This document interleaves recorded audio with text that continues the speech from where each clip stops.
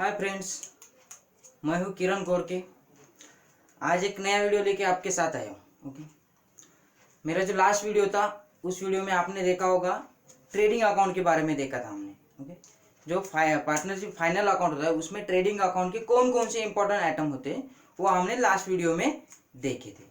तो ये जो आज का वीडियो बनाने वाला हूँ इसमें हम देखने वाले ऐसे कौन से आइटम है जो कि प्रॉफिट एंड लॉस अकाउंट में आते हैं और बच्चे वहीं पे थोड़े से अटक जाते हैं, वहीं पे थोड़े कंफ्यूज हो जाते हैं बच्चे। वो ऐसे कौन से जो इम्पोर्टेंट आइटम हैं वो हम आज के इस वीडियो में देखने वाले हैं। तो चलो स्टार्ट करते हैं, एक एक आइटम देख के। पहले जाते हैं, दो साइड होते हैं, एक डेबिट साइड और एक क्रेडिट साइड। तो पहले हम स्टार्ट करते हैं डेबिट साइड से। तो देखते हैं ऐसे कौन से आइटम है जो प्रॉफिट एंड लॉस अकाउंट में आते हैं और इम्पोर्टेंट आइटम है, उसमें बच्चे गलती करने के चांसेस होते हैं। चलो तो देखते हैं। देखो फर्स्ट क्या लिखा है डेबिट साइड में। देखो डेबिट साइड में फर्स्ट लिखा है all indirect expenses. All indirect expenses मतलब जितने डायरेक्ट एक्सपेंसेस थे कहाँ पे लिख दिए थे हमने, जितने सारे डायरेक्ट एक्सपेंसेस थे हमने ट्रेडिंग अकाउंट के डेबिट साइड में लिखे थे। अब जितने सारे इनडायरेक्ट एक्सपेंसेस है वो लिखेंगे हम कहाँ पे, प्रॉफिट एंड लॉस अकाउंट के डेबिट साइड में। अब उसमें बहुत सारे एक्सपेंसेस आ सकते हैं, जैसे कि सैलरी आ सकती है आपकी, कैरिज आउटवर्ड आ सकता है, एडवर्टाइजमेंट आ सकता है, सेलिंग एक्सपेंसेस आ सकते हैं, रेंट आ सकता है, कमीशन आ सकता है, बहुत सारी लिस्ट। ये अगर नंबर ऑफ आइटम्स देखे जाएंगे तो ये लिस्ट बहुत बड़ी हो जाएगी। इसके लिए हमने सीधा सीधा क्या लिख दिया है, ऑल। यहाँ पे क्या है, ऑल मतलब आपके जितने सारे इनडायरेक्ट एक्सपेंसेस है सब एक्सपेंसेस कहाँ पे आने चाहिए, आपके प्रॉफिट एंड लॉस अकाउंट के डेबिट साइड में। आप देखो इस इनडायरेक्ट एक्सपेंसेस में एडजस्टमेंट क्या होती है, ये जो आपके इनडायरेक्ट एक्सपेंसेस होते हैं उसमें एडजस्टमेंट क्या होती है। देखो एडजस्टमेंट ये होती है कि जैसे कि हमने वेजेस में देखा था, आउटस्टैंडिंग वेजेस और प्रीपेड वेजेस एक एडजस्टमेंट थी वेजेस में, वैसे ही ये भी एक एक्सपेंसेस है। वेजेस डायरेक्ट एक्सपेंसेस था और यहाँ पे कौन से एक्सपेंसेस है, इनडायरेक्ट एक्सपेंसेस। तो अब देखो यहाँ पे क्या होता है। ओके, क्या होता है, बहुत बार कुछ एक्सपेंसेस पीरियड तो खत्म हुआ होता है उसका। फॉर एग्जांपल सैलरी होती है, ओके, अकाउंटिंग ईयर हमारा 12 मंथ्स का, लेकिन हमने सैलरी सिर्फ 2 महीने की देनी बाकी है और दी कितनी है, 10 मंथ्स की, मतलब 10 महीने की। तो ये 2 महीने की जो बाकी है देने की वो होती है हमारे आउटस्टैंडिंग सैलरी, मतलब आउटस्टैंडिंग एक्सपेंसेस। जितने सारे इनडायरेक्ट एक्सपेंसेस आउटस्टैंडिंग है मतलब देने बाकी है, पेएबल है, लाइबिलिटी है हमारी, इसके लिए उसको यहाँ पे ऐड करने का, उसको क्या करने का, इनडायरेक्ट एक्सपेंसेस जो भी रिस्पेक्टिव एक्सपेंसेस है। समझो सैलरी है तो सैलरी में, कमीशन है कमीशन में, रेंट है तो रेंट में, वो जो रिस्पेक्टिव एक्सपेंसेस है उसमें आउटस्टैंडिंग एक्सपेंसेस ऐड कर देने का। अगर आपने कुछ एडवांस में दिया होगा, प्रीपेड में ही दिया है, आपका जो इनडायरेक्ट एक्सपेंसेस है वो आपने प्रीपेड किया है मतलब एडवांस में ही दे दिया है पहले से, तो उसे यहाँ पे क्या करने का, उस एक्सपेंसेस में से लेस कर देने का। ओके यारो, ये हो गया आपके इनडायरेक्ट एक्सपेंसेस के बारे में। उसके बाद आता है all losses. All losses nominal account का rule, debit all expenses and losses, मतलब आपके लॉसेस भी जितने आते हैं वो कहाँ पे आएंगे, प्रॉफिट एंड लॉस अकाउंट के डेबिट। एक एग्जांपल देखो, लॉस बाय फायर।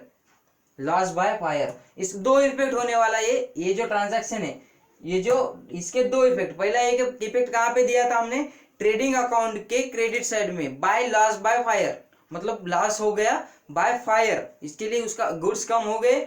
एक इफेक्ट दिया था ट्रेडिंग अकाउंट के क्रेडिट साइड में, उसका ही दूसरा इफेक्ट यहाँ पे आएगा बाय लॉस बाय फायर, मतलब जितने सारे आपके लॉसेस आएंगे वो आएंगे आपके प्रॉफिट एंड लॉस अकाउंट के डेबिट साइड में। कहाँ पे आएंगे, आपके प्रॉफिट एंड लॉस अकाउंट के डेबिट साइड में आएंगे। ओके, यहाँ तक क्लियर। आगे देखते हैं आप, यहाँ पे देखो ये इंपॉर्टेंट एडजस्टमेंट है। ये जो बैड डेट वाली एडमिशन होता है, एडजस्टमेंट होती है ना, बैड डेट्स वाली एडजस्टमेंट बहुत इंपॉर्टेंट एडजस्टमेंट होती है। आईएमपी, अगर इसके आगे हमने वी भी लगा दिया तो कोई बात नहीं, वेरी इंपॉर्टेंट एडजस्टमेंट भी कह सकते हैं हम किसको, इस बैड डेट्स की एडजस्टमेंट को। बैड डेट्स की एडजस्टमेंट में क्या होता है, आपको ट्रायल बैलेंस में बैड डेट्स दिए वाले होते हैं, मतलब ओल्ड बैड डेट्स आपके। ओके, आपके ओल्ड बैड डेट्स कहाँ पे दिए होते हैं, आपको क्वेश्चन में ट्रायल बैलेंस में दे देते, वो पहले लिख देने के to bad debts. To bad debts bracket में लिखा है मैंने old, to bad debts, okay, वो लिख दे। उसमें देखने फिर आपको एडजस्टमेंट में नीचे देते हैं maintain RDD on debtors at 5%, 10%, whatever, जो कुछ दिया है वो उसके हिसाब से कैलकुलेट करके हमें क्या करना होता है, आरडीडी निकालना होता है। आरडीडी का फुल फॉर्म होता है रिजर्व फॉर डाउटफुल डेट्स, मतलब कुछ आपके जो पैसे आने वाले हैं डेटर से वो आपके डूब सकते हैं, उसके लिए एक रिजर्व बनाते हैं हम अलग से, उसे कहा जाता है आरडीडी। ये आरडीडी कौन से आपके न्यू है, करंट ईयर के लिए, जो आपके करंट ईयर के डेटर से उनके ऊपर कैलकुलेट किया वाला एक रिजर्व होता है आरडीडी। यहाँ पे लिखा है ब्रैकेट में न्यू आरडीडी, आरडीडी के आगे क्या लिखा है, न्यू। ये जो न्यू आरडीडी होते हैं वो आपको ऐड करने होते हैं आपके बैड डेट्स में। एक तो आपको परसेंटेज में भी देते हैं और कई बार आपको डायरेक्टली अमाउंट देते हैं, right of further bad debts बोल के आपको सीधा अमाउंट भी दे देते हैं, वो भी ऐड करने की। और उसके बाद आता है लेस ओल्ड आरडीडी, ब्रैकेट में क्या लिखा है, ओल्ड आरडीडी, ब्रैकेट में ओल्ड लिखा है, क्या लिखा है, ओल्ड लिखा है ब्रैकेट में। इसका मतलब आपके जो क्वेश्चन में ट्रायल बैलेंस होता है उसके क्रेडिट साइड में आपको एक दिखता है reserve for doubtful debts, reserve for doubtful debts, एक रिजर्व क्रिएट करके रखा होता है, किस लिए, अगर फ्यूचर में आपको बैड डेट्स हो गए तो वो राइट ऑफ करने के लिए एक रिजर्व क्रिएट करके रखते हैं, और वो रिजर्व आपका क्रेडिट बैलेंस होता है। इसके लिए ट्रायल बैलेंस के क्रेडिट साइड में वो शो होता है आपको क्वेश्चन में। अगर क्वेश्चन में आरडीडी कहाँ पे दिया है, ट्रायल बैलेंस के क्रेडिट बैलेंस में दिया है, ट्रायल बैलेंस में क्रेडिट साइड में दिया है, तो वो यहाँ पे बैड डेट्स में से माइनस करने का, उसको क्या करने का, लेस कर देने का, और जो अमाउंट आती है वो आउटर कॉलम में लिख देने की।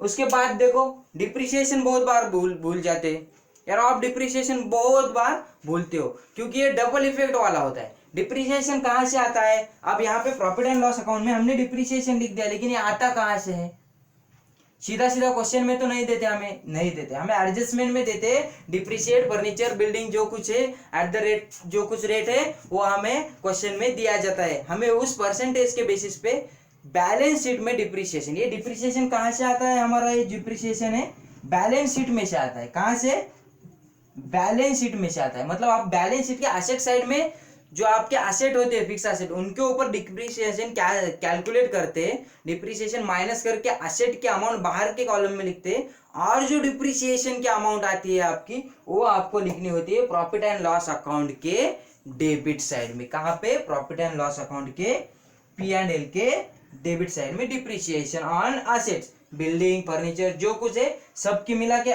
इनर कॉलम में लिखने की, और आउटर कॉलम में सबकी कंबाइन अमाउंट लिख देने की। ओके, उसके बाद ये देखो यहाँ पे मैंने रेड में लिखा है to salary and wages, red ink में लिखा है, रेड पेन से लिखा है मैंने सैलरी एंड वेजेस। देखो रेड पेन से क्यों लिखा होगा, बहुत बार कंफ्यूज होता है। क्या होता है क्वेश्चन में, एक तो आपको वेजेस एंड सैलरी देते, नहीं तो सैलरी एंड वेजेस देते। सिर्फ वेजेस दिया कोई दिक्कत नहीं, सीधा ट्रेडिंग अकाउंट को फेंक दो, ओके फेंक दो मतलब सीधा फेंक मत दो, लिख लो वहां पे। उसके बाद सिर्फ सैलरी दिया तो भी कोई दिक्कत नहीं, प्रॉफिट एंड लॉस अकाउंट की डेबिट साइड में लिख दो, खत्म। लेकिन दिक्कत कहाँ पे आती है, जब दोनों वर्ड साथ में दिए होते, इस टाइम पे एक चीज याद रखना, अगर वेजेस एंड सैलरी मतलब वेजेस फर्स्ट यूज हुआ होगा, पहले वेजेस होगा और बाद में एंड के बाद में सैलरी होगा, तो कहाँ पे लेने का, वेजेस स्टार्ट में फर्स्ट में है ना, तो ट्रेडिंग अकाउंट में लेने का, ओके। और अगर सैलरी फर्स्ट है मतलब सैलरी एंड वेजेस बाद में है और सैलरी पहले है, तो कहाँ पे लेने का, प्रॉफिट एंड लॉस अकाउंट के डेबिट साइड में। ओके हो गया यहाँ तक। उसके बाद एडवर्टाइजमेंट, एडवर्टाइजमेंट सीधा ट्रेडिंग अकाउंट में ट्रायल बैलेंस में दिया है तो सीधा लिख देने का, ये सीधा रेगुलर होता है। लेकिन क्या होता है, हमने ट्रेडिंग अकाउंट में देखा था, क्रेडिट साइड में लिखा था हमने by goods distributed as free sample, मतलब हमने एज अ फ्री सैंपल हमारे प्रोडक्ट की एडवर्टाइजमेंट करने के लिए गुड्स दिए थे। उसका दूसरा इफेक्ट होता है कहाँ पे, प्रॉफिट एंड लॉस अकाउंट के डेबिट साइड में लिखते हैं हम। यहाँ पे ब्रैकेट में लिखा है मैंने फ्री सैंपल, एडवर्टाइज के आगे ब्रैकेट में लिखा भी है क्या, फ्री सैंपल, मतलब जो आप गुड्स फ्री में देते हैं उसका एक इफेक्ट ट्रेडिंग अकाउंट के क्रेडिट साइड में लिखते हैं, दूसरा effect profit and loss account के डेबिट साइड में। उसके बाद आता है इंटरेस्ट, मतलब ये इंटरेस्ट आप पे कर रहे हो, आपको मिल नहीं रहा, ये जो ब्याज है वो आप दे रहे हो। किसको, किसको इंटरेस्ट दे सकते हैं? एक तो पहला आता है पार्टनर है, मतलब पार्टनर्स ने कैपिटल लाया होगा बिजनेस में, पार्टनर्स ने मिला के बिजनेस में कुछ कैपिटल लाया होगा, तो उस कैपिटल के ऊपर इंटरेस्ट देना होता है फर्म को, उसको बिजनेस उन पार्टनर्स को इंटरेस्ट देना होता है। वो एक्सपेंसेस हो गया आपका इनडायरेक्ट, इसके लिए वो इंटरेस्ट P&L के डेबिट साइड में आता है। उसके बाद अगर आपने बैंक से कुछ लोन लिया है, कर्जा लिया है, उसके ऊपर इंटरेस्ट आता है, वो भी आता है आपके प्रॉफिट एंड लॉस अकाउंट के डेबिट साइड में। ओके, डेबिट साइड क्लियर हो गई, यहाँ तक कोई दिक्कत नहीं। क्रेडिट साइड में कुछ नहीं, एक दो दो या तीन आइटम आते, उसके ज्यादा कुछ नहीं। एक तो कंफर्म होता है, जो हमने कहां पे लिया था, ट्रेडिंग अकाउंट में हमारा जो ग्रॉस प्रॉफिट आया था वो हम कहां पे ट्रांसफर करते हैं, सीधा सीधा यहाँ पे ट्रांसफर कर देते हैं by gross profit transfer from trading account. मतलब ट्रेडिंग अकाउंट में जो ग्रॉस प्रॉफिट आया था जैसे कि वैसे उठा के यहाँ पे इसको ले लिया। ओके, उसके बाद ऑल इनडायरेक्ट इनकम, जैसे कि यहाँ पे ऑल इनडायरेक्ट एक्सपेंसेस लिए थे, प्रॉफिट एंड लॉस अकाउंट के डेबिट साइड में हमने लिए थे ऑल इनडायरेक्ट एक्सपेंसेस, वैसे ही प्रॉफिट एंड लॉस अकाउंट के क्रेडिट साइड में हम लेते हैं ऑल इनडायरेक्ट इनकम। अब क्या क्या हो सकती है, समझो आपके बिजनेस है, आपके बिजनेस का कुछ एक बिल्डिंग है और आपने रेंट पे दी थी, उसका रेंट आ सकता है। ओके, आपको कहीं से कमीशन मिल गया, वो कमीशन आपके लिए क्या हो सकती है, आपकी इनडायरेक्ट इनकम हो सकती है। ओके, उसके बाद आपने कहीं पे इन्वेस्टमेंट की है शेयर्स में, उसके ऊपर आपको डिविडेंड मिल गया, वो आपकी इनडायरेक्ट इनकम हो सकती है। आपने किसी को लोन दिया है, पार्टनर को दिया है कि किसी आउटसाइड पर्सन को दिया है, उससे आपको इंटरेस्ट मिल गया, वो आपकी होती है इनडायरेक्ट इनकम। ऐसी जो जितनी सारी आपकी इनकम होती है वो कहाँ पे लिखने की, प्रॉफिट एंड लॉस अकाउंट के क्रेडिट। यहाँ पे एग्जांपल लिया है हमने, कमीशन, रेंट, इंटरेस्ट, डिविडेंड, ये है हमारे एग्जांपल इनडायरेक्ट इनकम के। ज्यादा इससे ज्यादा कोई इनडायरेक्ट इनकम नहीं आती, यही तक याद रखो। अब देखो, कल जैसा हमने ग्रॉस प्रॉफिट और ग्रॉस लॉस कैलकुलेट किया था, कैसे कैलकुलेट करते देखा था, वैसे आज देखेंगे आप नेट प्रॉफिट और नेट लॉस कैसे आता है। ओके, कुछ नहीं, जैसा ग्रॉस किया था वैसा ही नेट करने का। ओके, देखो आप करने की होती है हमें टोटल, पहले देखने का टोटल डेबिट साइड के कॉलम की ज्यादा टोटल है या क्रेडिट साइड के कॉलम की टोटल ज्यादा है। जिस कॉलम की टोटल ज्यादा है, जिस साइड की टोटल ज्यादा है, वो टोटल दोनों साइड में लिख देंगे, एग्जांपल के साथ देखेंगे, कल जैसा देखा था वैसा। फॉर एग्जांपल हमारे क्रेडिट साइड की टोटल आ गई यहाँ पे 100, यहाँ पे आ गई 100, और यहाँ पे डेबिट साइड की टोटल आ गई, यहां से ऊपर, यहाँ ये नहीं, यहां से ऊपर की टोटल आ गई हमारी 90। मतलब उधर कितनी आई थी, ज्यादा आई थी 100, और इधर कितनी आई टोटल, ये बाद में आता है, ये बाद में आता है, ये अभी आता नहीं, ये देखो ये कट कर दिया। ओके, ये बाद में, यहाँ इस कॉलम की टोटल 90 आ गई, मतलब उधर की ज्यादा है, वैसे के वैसे 100 लिख दी, यहाँ पे इतना माइनस किया, इसने की टोटल कितनी आई थी 90, तो यहाँ पे डिफरेंस कितने का आया, डिफरेंस 10 का, 10 का डिफरेंस आया, ये होता है हमारा ग्रॉस प्रॉफिट। अब ये ग्रॉस प्रॉफिट हमें हमारे जो पार्टनर्स होते हैं उनमें डिस्ट्रीब्यूट करना है, रेशियो दिया वाला होता है, रेशियो एक तो रेशियो देते हैं, नहीं तो बोलते हैं उनके कैपिटल के रेशियो पे निकालो, अगर कुछ नहीं दिया, क्वेश्चन साइलेंट है, तो इक्वली आप हम इक्वली कर देते हैं। अब प्रॉफिट कितना है हमारा 10, अब हमारे रेशियो नहीं दिया, लेकिन दो पार्टनर है, मिस्टर ए और मिस्टर बी, दोनों को आधा आधा इक्वली दे देते हैं, मतलब इसको 5 और इसको 5, हमारा प्रॉफिट कितना आया था, नेट प्रॉफिट ₹10।